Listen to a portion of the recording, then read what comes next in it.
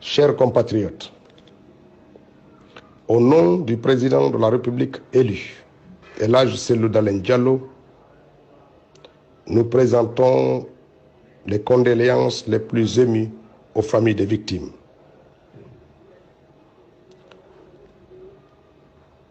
Depuis quelques jours, nous assistons à une déferlante inimaginable de scènes de violence et de barbarie orchestrées par des hommes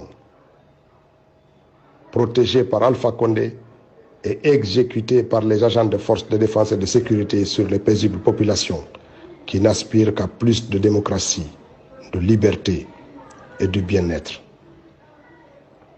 Cette situation révoltante appelle chacun d'entre nous à plus de courage et de détermination pour défendre notre vivre ensemble, défendre nos votes et défendre les valeurs de la République.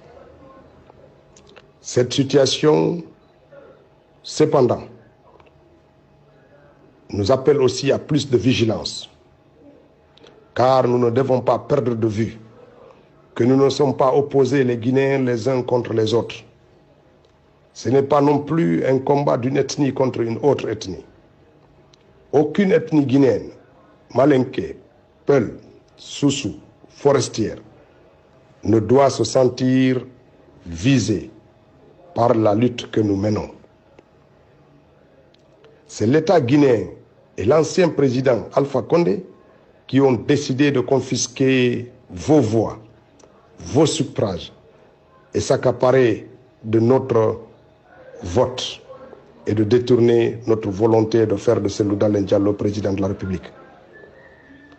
C'est contre cela que nous nous battons, contre ceux qui, au mépris du droit, au mépris du bon sens, au mépris des principes démocratiques, veulent s'imposer sur notre volonté de changement. Cela n'est pas acceptable et ne saurait l'être.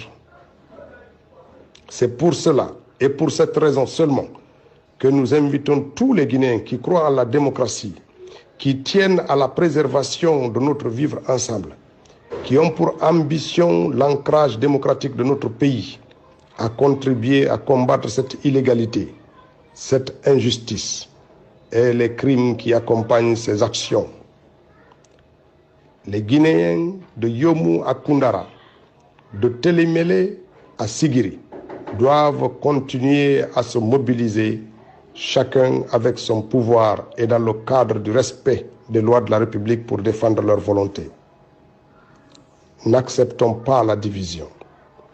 Il y a actuellement des membres du gouvernement qui recrutent, organisent et financent des groupes de jeunes encadrés par les forces de l'ordre pour piller des biens ou s'attaquer à des familles appartenant à la communauté Peul dans le but d'amener ces derniers à réagir et à transformer notre combat en affrontement interethnique.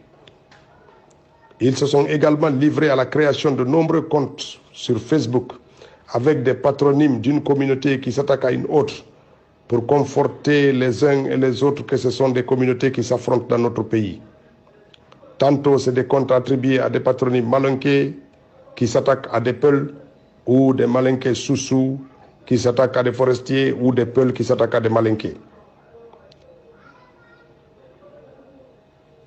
Voilà comment la graine de la division est en train d'être sémée dans notre pays.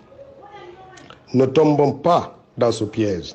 Faisons très attention, car le piège est profond et machiavélique. Ce combat-là est celui du peuple de Guinée contre un clan mafieux qui veut s'imposer en opérant un coup d'État électoral après avoir transformé le pays en champ de bataille, massacré des enfants et fait violer des femmes. Le combat doit continuer parce que force doit rester à la volonté du peuple. Ce combat, nous le gagnerons, quel que soit le temps que cela prendra. Parce que rien, je dis bien rien, ne pourra s'opposer à la volonté que le peuple de Guinée a exprimée le 18 octobre 2020 dans les urnes et qui fait de Cellou Dalein le président de la République.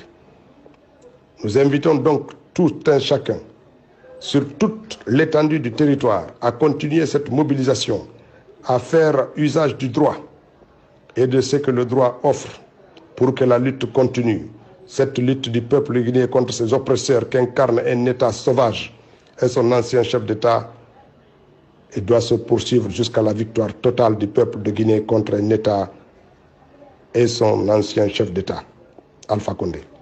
Vive la Guinée, vive la République, que la lutte continue. Je vous remercie.